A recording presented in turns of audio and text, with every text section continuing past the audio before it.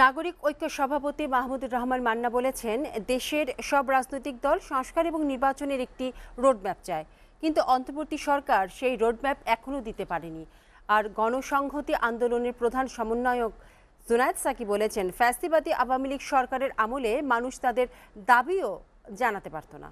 বিকেলে জাতীয় প্রেস ক্লাবে বাংলাদেশ সরকারি কর্মচারী দাবি আদায় ঐক্য পরিষদের সমাবেশে তারা এসব কথা বলেন।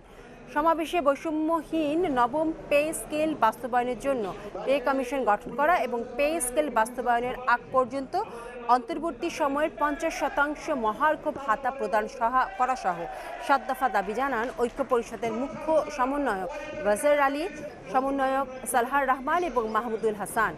সমাবেশে মাহমুদুর রহমান মান্না এবং জুনায়েদ সাকি দাবির প্রতি সমর্থন জানিয়ে দাবি আদায়ে লড়াই চালিয়ে যেতে হবে বলে উল্লেখ করা হয়।